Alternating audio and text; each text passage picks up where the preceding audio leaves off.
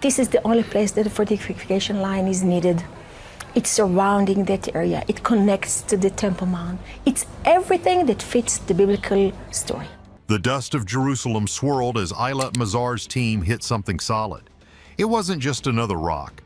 This was different. As they carefully brushed away centuries of earth, massive walls began to emerge, walls that didn't belong.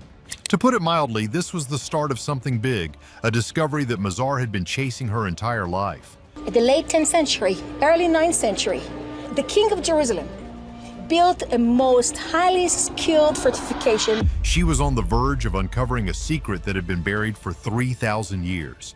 A secret that would connect a legendary king to a physical place and time, forever changing the landscape of biblical archaeology. A legend brought to life. In 2005, the world of archaeology was rocked by a stunning announcement. Dr. Eilat Mazar, a third-generation archaeologist with a fierce determination, claimed to have found the legendary palace of King David. This wasn't some wild guess. This was the culmination of a lifetime of study and a daring excavation in the heart of Jerusalem's city of David. To put it mildly, her announcement was met with a mix of excitement and skepticism. For years, the prevailing view was that King David, if he existed at all, was a small-time tribal chieftain, and his kingdom was little more than a dusty village. But what Mazar's team started to uncover told a very different story. They found massive walls, some over 6 feet thick, built with enormous, expertly cut stones. This was no ordinary dwelling. The sheer scale of the structure pointed to a level of wealth and power that many scholars thought was impossible for that period. We're talking about a building that would have dominated the skyline, a statement of authority for all to see. And it wasn't just the size that was impressive. Inside, they found artifacts that hinted at a life of luxury. A beautiful, intricately carved ivory inlay of a type usually found in royal palaces, and pottery shards from elegant imported vessels. These weren't the belongings of a simple villager. The thing nobody tells you is just how much of a leap of faith this was for Mazar. She was going against the grain, challenging the established narrative. Many of her colleagues thought she was on a fool's errand, chasing a ghost from the pages of the Bible. But Mazar was convinced that the scriptures held the key.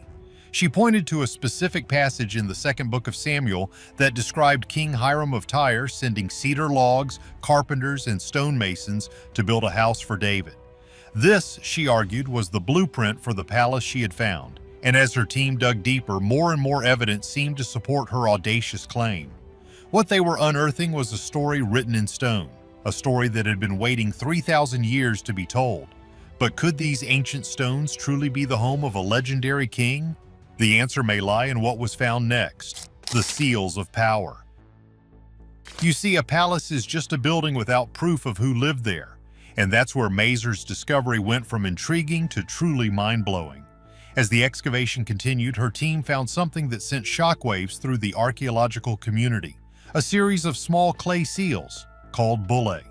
These weren't just any old seals. They were the personal emblems of high-ranking officials in the Judean court, officials whose names are recorded in the Bible. One of the first to be found belonged to a man named Jehukal, son of Shelemiah, an official mentioned in the book of Jeremiah. To find a seal with the name of a person from the Bible is a rare and incredible discovery. But Mazar's team didn't stop there. They found another seal, this one belonging to Gedaliah, son of Pashur, another official mentioned in the same chapter of Jeremiah. And then came the most stunning find of all, a seal bearing the name of Hezekiah, son of Ahaz, king of Judah. This was the first time the personal seal of a Judean king had ever been found in a controlled, scientific excavation. It was a tangible link to the royal dynasty that the Bible says began with King David. To put it mildly, this was a game changer. These tiny pieces of clay, no bigger than a thumbnail, were like ancient ID cards, confirming the identities of people who had, until then, only existed in the pages of a sacred text. What many overlooked is the significance of where these seals were found. They were discovered in the layers of debris that had accumulated over the centuries, right next to the massive walls of the structure Mazar believed was David's palace. This suggested that the building had been in continuous use by the royal administration for hundreds of years after David's time. It was as if Mazar had stumbled upon the ancient royal archives, a treasure trove of evidence that connected her discovery to the very heart of the Judean monarchy. The seals were a powerful testament to the historical accuracy of the Bible and a powerful piece of evidence in Mazar's case for the palace of King David. But with every new discovery, the controversy only grew deeper. What did the skeptics have to say? A kingdom in question. Not all things are what they seem, and in the world of archaeology, every discovery is open to interpretation. Mazar's announcement of King David's palace was no exception. In fact, it ignited a fierce debate that continues to this day. Many people are crazy about the idea of a powerful, unified monarchy under David and Solomon, but some of the biggest names in archaeology just weren't buying it. They argued that Mazar's dating of the structure was wrong, that the pottery she found could have been from a later period. They pointed out that there were no inscriptions found on the walls of the building that explicitly named it as the Palace of King David.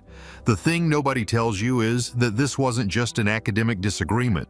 It was a clash of worldviews. Mazar was a biblical archaeologist, one of a dying breed who believed that the Bible could be used as a reliable historical source. Her critics, on the other hand, were part of a more secular school of thought that viewed the Bible as a collection of myths and legends with little basis in historical fact. They accused her of letting her beliefs guide her interpretation of the evidence, of finding what she wanted to find. One of the most prominent critics, Israel Finkelstein, a leading Israeli archaeologist, argued that the structure Mazar had found was more likely a Jebusite fortress, built by the Canaanite inhabitants of Jerusalem before David's time. The debate became heated, with articles and counter-articles being published in academic journals and popular magazines. It was a classic battle of faith versus science, of tradition versus revisionism. What many overlooked was the political dimension of the controversy. The excavation was taking place in a highly sensitive area of Jerusalem, an area that is at the heart of the Israeli-Palestinian conflict. The discovery of King David's palace was seen by some as a way of strengthening the Jewish claim to the city, a claim that is fiercely contested by the Palestinians. So, what started as an archaeological dig quickly became a political football, with both sides using Mazar's discovery to score points in a much larger and more complex conflict. But what if the truth is something far more mysterious than anyone could have imagined? What if we're missing a key detail? A new perspective. The thing is, what if the debate over whether or not Mazar found King David's palace is asking the wrong question? What if the real story is even bigger and more complex than a single building? You see, the palace, if that's what it is just one piece of a much larger puzzle. It's part of a massive complex of structures that are slowly being uncovered in the city of David, a complex that is rewriting our understanding of ancient Jerusalem. We're talking about a city that was far more advanced and sophisticated than anyone had previously thought possible. For example, Mazar's team also uncovered a massive city wall and a royal gatehouse, both dating to the same period as the palace. This wasn't the wall of a small village, this was the fortification of a major city, a city that was clearly the capital of a powerful kingdom. And then there's the Millo, a mysterious structure mentioned in the Bible that has puzzled archaeologists for centuries. Mazar believed that the palace was built on top of the Millo, a massive stepstone structure that served as a retaining wall for the city. If she's right, it means that David's city was a marvel of ancient engineering, a city built on a scale that would have been unimaginable to the people of that time. But it's not just the size of the city that's impressive, it's the cultural richness that's being revealed. The artifacts found in the city of David point to a cosmopolitan society that was open to influences from all over the ancient world. The ivory inlay found in the palace, for example, is of a Phoenician style, suggesting a close relationship with the powerful maritime kingdom to the north. The imported pottery shows that Jerusalem was a hub of international trade, a city that was connected to the wider world in ways that we are only now beginning to understand. The thing nobody tells you is that we may be witnessing the rediscovery of a lost civilization, a civilization that was far more advanced and influential than the history books have led us to believe. But with every new discovery, the questions only get deeper. Could all of this have appeared overnight? Are we missing a crucial piece of the puzzle? No answers. So did Eilat Mazar really find King David's palace? The truth is, we may never know for sure. There is no smoking gun, no inscription that says, "Welcome to the palace of King David." But what Mazar did find is something just as important: She forced us to reconsider everything we thought we knew about ancient Jerusalem. She challenged the prevailing skepticism and showed that the Bible can be a valuable source of historical information. Her discoveries have breathed new life into the field of biblical archaeology and have inspired a new generation of scholars to take a fresh look at the ancient texts. What many overlooked is that Mazar's legacy is not just about a single building.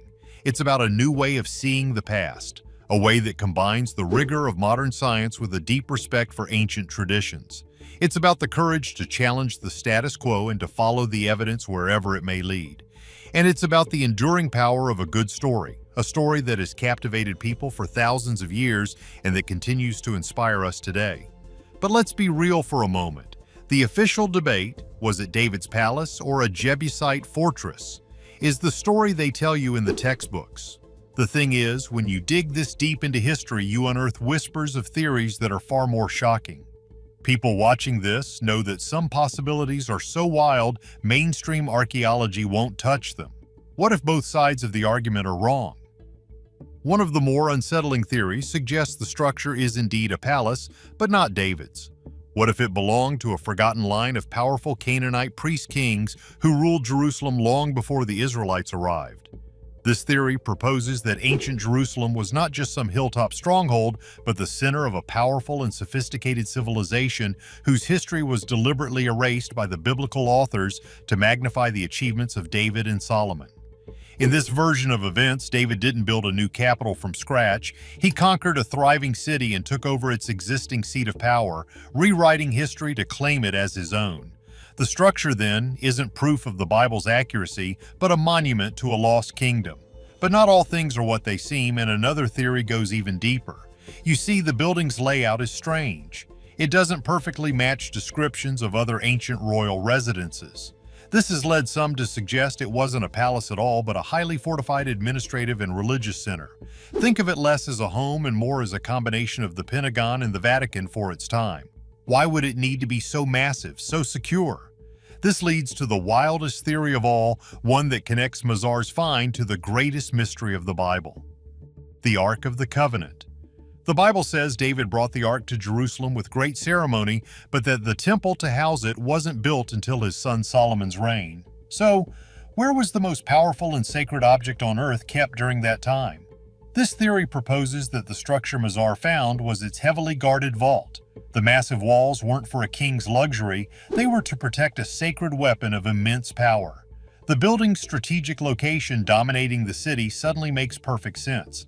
It wasn't just a symbol of royal power, but the secure facility for an object of divine power. Did Eilat Mazar find the palace of a legendary king, or is the truth something far more mysterious? Let us know your thoughts in the comments below. And don't forget to like and subscribe for more incredible stories from the ancient world.